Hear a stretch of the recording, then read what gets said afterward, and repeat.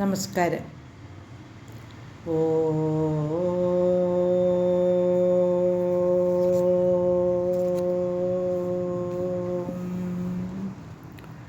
ഓ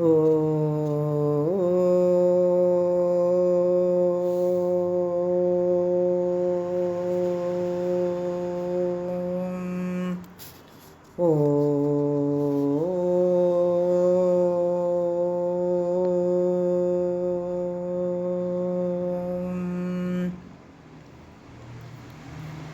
കുജനം രമരാമേതി മധുരം മധുരാക്ഷരം ആരുഹ്യ കവിതാശാഖം വന്ദേ വാൽമീകികോകിലം.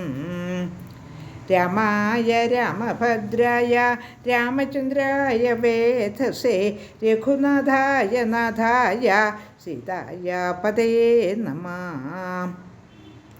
മനോജവം മാരുതതുല്യവേഗം ജിതേന്ദ്രിയം ബുദ്ധിമതാം വരിഷ്ടം വാതാത്മജം വാനരയൂഥമുഖ്യം ശ്രീരാമദൂതം ശരണം പ്രപദ്യേ. ശ്രീമദ് വാൽമീകി രാമായണം അയോധ്യാകാന്ഡം 100-ാം സർഗത്തിലെ 47 തുടങ്ങി 56 വരെയുള്ള ശ്ലോകങ്ങൾ പാരായണം ചെയ്യാം.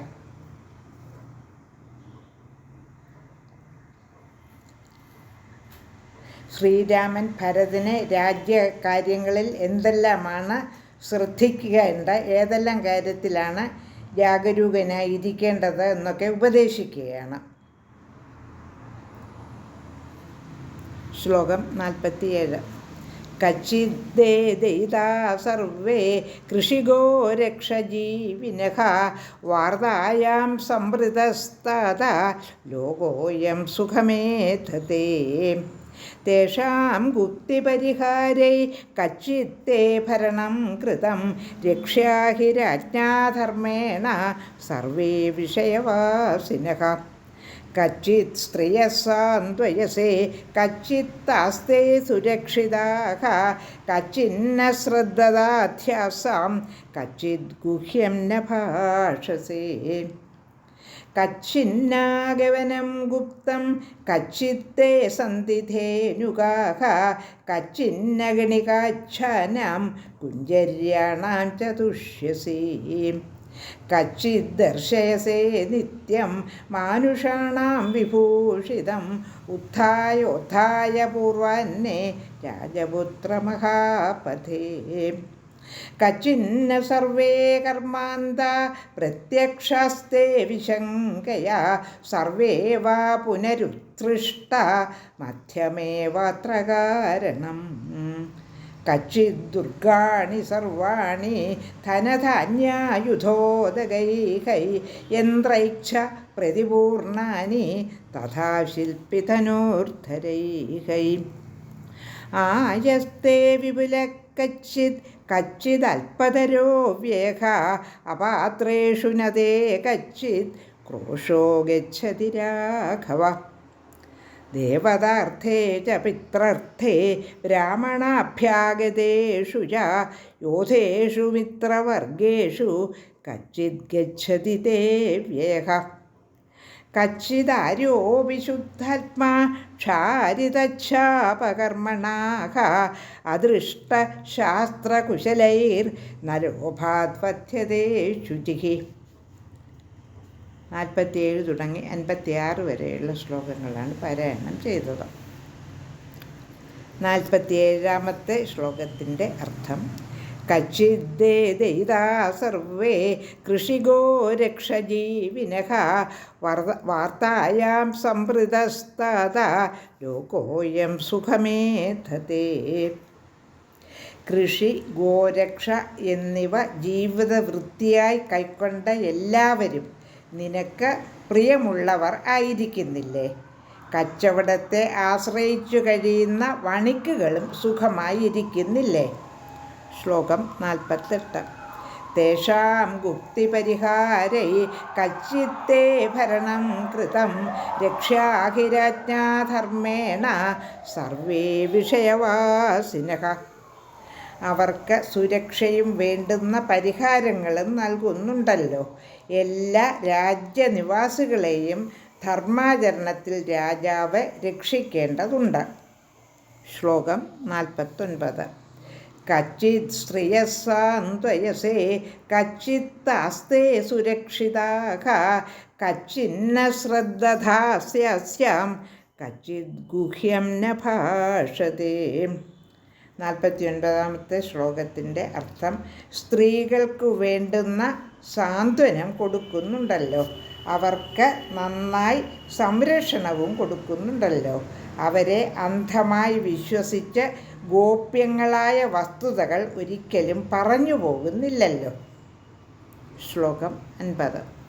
കച്ചിന്നാഗവനം ഗുപ്തം കച്ചിത്തേ സന്ധിധേനുകാഃ കച്ചിന്നഗണികാച്ഛാനാം കുജ്ജര്യാണാം ചതുഷ്യസി. ആനക്കാടുകളെ നന്നായി പരിരക്ഷിക്കുന്നില്ലേ?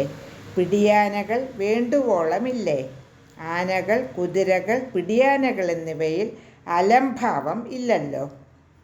ശ്ലോകം 51. കച്ചിത് ദർശയസേ നിത്യം മാനുഷാണാം വിഭൂഷിതം ഉത്ഥായോത്ഥായ പൂർവാന്നെ രാജപുത്രമഹാപഥേ. എന്നും പൂർവാന്നങ്ങളിൽ നേരത്തെ എഴുന്നേറ്റ് വസ്ത്രാഭരണ വിഭൂഷിതനായി രാജവീഥിയിൽ പ്രവേശിച്ച് അവിടെ നിന്ന് ജനങ്ങൾക്ക് ദർശനം നൽകുന്നില്ലേ? ശ്ലോകം 52. കച്ചിന്ന സർവേ കർമാന്താഃ പ്രത്യക്ഷാസ്തേ വിശങ്കയാ സർവേ വാ പുനരുത്സൃഷ്ട മധ്യമേവാത്ര കാരണം. പ്രവൃത്തിക്കാർ സമസ്തരും ഒരു കൂസലുമില്ലാതെ മുന്നിൽ വരുന്നില്ലല്ലോ. പ്രവർത്തിക്കാർ എല്ലാവരും ശങ്ക ഏതുമില്ലാതെ മുന്നിൽ വരുന്നില്ലല്ലോ എന്ന് ചോദിക്കുകയാണ് രാമൻ. എല്ലാവരെയും വർജിക്കുന്നതുമില്ലല്ലോ. ഈ കാര്യത്തിൽ മധ്യമാർഗം ആണ് കാമ്യം. എല്ലാവരെയും സ്വീകരിക്കലോ എല്ലാവരെയും ഒഴിവാക്കലോ ആവരുത്. അതിലൊരു മധ്യമാർഗം സ്വീകരിക്കുകയാണ് ഉത്തമം. ശ്ലോകം 53. കച്ചിത് ദുർഗാണി സർവാണി ധനധാന്യായുധോദകൈകൈ യന്ത്രൈച്ഛ പ്രതിപൂർണാനി തഥാ ശില്പിധനൂർധരൈകൈ. എല്ലാ കോട്ടകളും ധനം, ധാന്യം, ആയുധം എന്നിവ കൊണ്ട് എന്നുകൂടി പറയാം. എല്ലാ കോട്ടകളും ധനം, ധാന്യം, ആയുധം എന്നിവ കൊണ്ടും യന്ത്രങ്ങൾ കൊണ്ടും സമ്പൂർണങ്ങളായിരിക്കുന്നില്ലേ? ശില്പികളാലും വില്ലാളികളാലും എല്ലാം സമ്പൂർണങ്ങൾ ആയിരിക്കുന്നുണ്ടല്ലോ. ശ്ലോകം 54.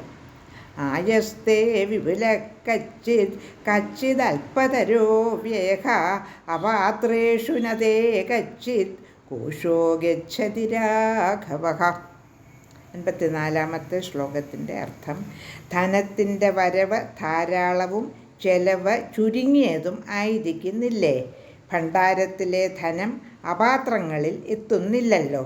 അതായത് നല്ലതല്ലാത്ത വിധത്തിലുള്ള ചെലവൊന്നുമില്ലല്ലോ എന്ന് ചോദിക്കുകയാണ്.